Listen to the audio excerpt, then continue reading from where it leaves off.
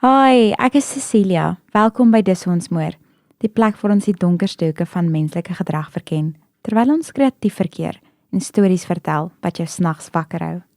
Vanaand se episode neem ons diep na die laat 1800s, 'n tyd toe stoommasjiene loei, horlosies tik en 'n man sy meesterplan in die hart van Chicago ontvou het. Sy naam was Herman Webster Mudgett, maar die wêreld sou hom ken as H.H. Holmes. Om hierdie verhaal te verstaan, moet ons begin by die wêreld waarin hierdie man groot geword het. 'n Klein dorpie in New Hampshire, waar stilte nie net stilte was nie, maar 'n toets van beheer en gehoorsaamheid. Herman is gebore op 16 Mei 1861 in Gilmanton, New Hampshire. Sy kinderjare was streng en stil. Sy vader het dissipline vereis. Sy ma het hom grootgemaak binne 'n raamwerk van religieuse moraliteit. In daardie stilte het Herman begin leer om klein reaksies op te let, hoe iemand se hand bewyk, hoe 'n asemhaling verander, hoe stiltes dik raak soos drumpels in die nag. Sommige beweer dat hy vroeë eksperimente met diere gedoen het, om te sien hoe hulle op pyn en paniek reageer, waarnemings wat later die ruggraat sou vorm van sy metode van beheer. Teen sy tienerjare het Herman se intelligensie reeds uitgeskyn. Hy het uitgeblink in wiskunde en wetenskaplike vakke, maar sy motief was nie slegs akademies nie, dit was epistemologies. Hy wou verstaan hoe en waarom mense reageer soos hulle doen, en hoe om daardie reaksies te voorspel en te manipuleer. Elke aksie het 'n reaksie, het hy gefluister. Elke hartklop, elke traan, elke beweging, slegs data. Na sy studies aan die New Hampshire Medical College en die Universiteit van Michigan, waar hy mediese kennis en aptekersvaardighede opgebou het, beweeg Herman na Chicago. Die stad was 'n kolos, geskakeer met hoop, chaos en eindelose geleenthede. Teen die laat 1800s was Chicago 'n smeltkroes van mense, ambisie en drome wat teen mekaar bot. Ons weet dat Herman sy kennis van medisyne, chemie en menslike gedrag gebruik het om homself te posisioneer as 'n charmevolle, vrygewige dokter-aptekersman. Wat ook al sy beginmotiewe was hy meesterlik in menslike manipulasie. Hy het mense se vertroue gewen deur vriendelikheid te skep, deur te leer wat hulle wou hoor en wat hulle nodig gehad het. Werk, 'n kamer, hulp met lewensversekeringpolis, 'n luisterende oor in 'n vreemde stad, en so het hy sy slagoffers gevang. Nie met geweld in hulle nek nie, maar met 'n glimlag in hulle ore. Laat ons kyk na die slagoffers, want elkeen vertel 'n storie van vertroue, hoop en tragiese einde. Die eerste is Clara Lovering. Clara het na Chicago gekom omdat haar familie nie finansiëel stabiel was nie. Sy het gehoor van 'n man wat werk en behuising aangebied het aan alleenstaande vroue.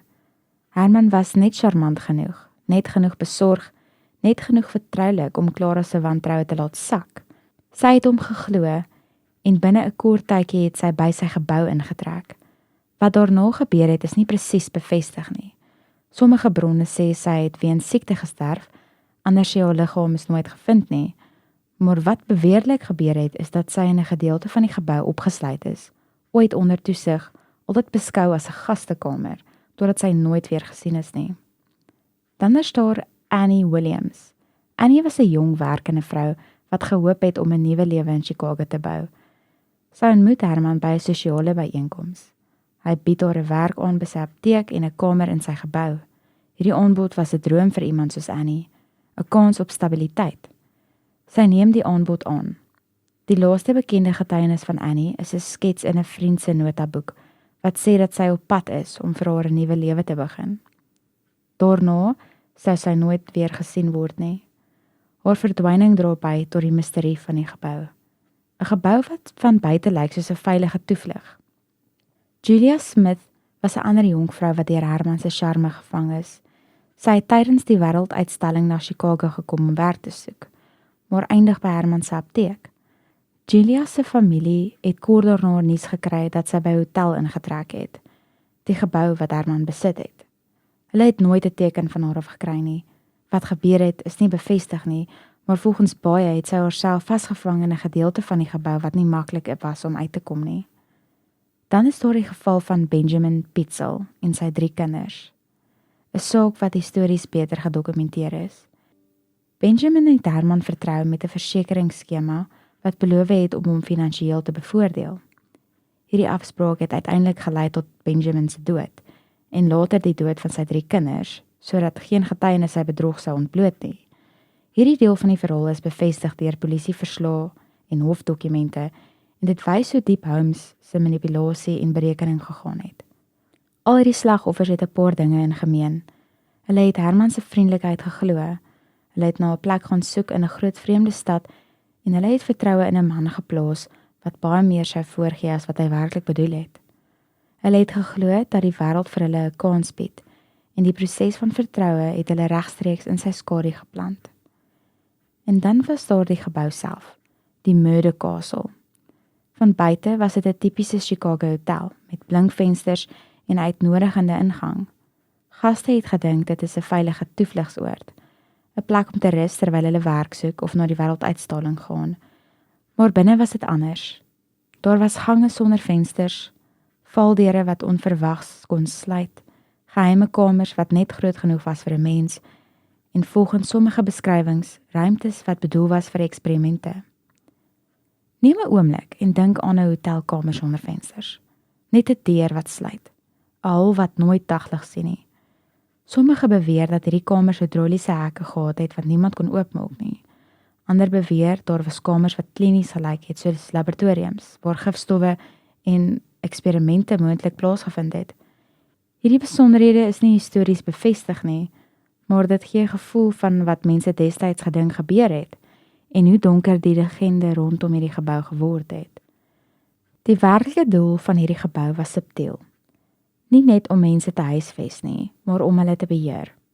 Om te weet waar hulle is, om te weet hoe hulle reageer, om hulle vertroue te gebruik as 'n manier om hul bewegings, hul besluite en hul lot te beïnvloed. Hierdie was nie net 'n hotel nie, dit was 'n instrument van 'n manipulasie, 'n laboratorium van menslike gedrag. Holmes wou weet hoe mense in isolasie reageer, hoe hulle optree as hulle dink hulle is veilig, en hoe hulle eie vertroue aanbied as 'n sleutel vir hulle eie ondergang. In daardie gebou het Herman sy dag beplan. Hy het geskryf in sy notas wie sou waar wees, wie sou wanneer aankom en wat elkeen volgende sou doen. Sy interne monoloog was een van berekening. Elke traan, het hy gesê, is 'n bevestiging. Elke hartklop 'n datapunt. Dit was nie net 'n sin nie, dit was sy filosofie. Maar net soos elke berekening sy beperking het sy plan ook tot einde gekom. Teen 1894 het die polisie begin oplet op die verdwynings. Alles is opgemerk en die klagtes wat gemaak is oor familie wat nie meer van geliefdes gehoor het nie, is ook opgemerk. Die polisie het Holmes se finansiële transaksies en sy gebou ondersoek. Nie net vir moord nie, maar ook vir finansiële bedrog. Holmes het probeer om ondersoeke te vertraag, om getuienis te manipuleer en selfs sy eie personeel geïntimideer om stil te bly. Die bekoding en die manipulasie wat hy gebruik het om slagoffers te lok, het hy ook probeer gebruik om ondersoeke te beïnvloed. Sy hofverhoor was 'n demonstrasie van sy briljante verstand en manipulerende vermoëns. Hy gebruik sy woorde om simpatie te wek, om vertroue te skep, selfs te midde van aanklagte van die ergste misdade. Getuienis van slagoffers se familie, bure en voormalige werkers is voor die hof gelees. Holmes het sy eie verhaal probeer beheer, sy eie beeld probeer skilder as 'n man misverstaan deur die wêreld. Maar die waarheid, soos dit altyd doen, het sy pad deur die dobbeltoneel van die berekening gevind. Die polisie het genoeg bewyse gehad vir die moord op Benjamin Pitzel en die dood van sy kinders, 'n saak wat dokumenteer is en wat uiteindelik tot sy skuldigbevinding gelei het. Op 7 Mei 1896 is H.H. Holmes skuldig bevind en gehang.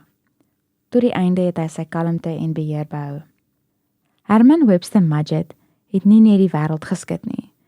Hy het 'n nalatenskap van vrae, legendes en fascinasie gelaat. Die Murder Castle bestaan nie meer nie, dit is later afgebreek, sodat niemand sy geheime nog kon vind nie. Maar sy storie van die dun lyn tussen vriendelikheid en kwaad, tussen beheer en vernietiging, leef voort. Laat die storie jou herinner, selfs die vriendelikste glimlag kan 'n wêreld van berekening en gevaar verberg. Dankie dat jy saam geluister het na hierdie episode van Dis Hoe Ons Moord. Wees veilig daar buite en onthou, soms sit monsters nie in die donker en wag nie. Soms sit hulle oorkant jou aan die tafel.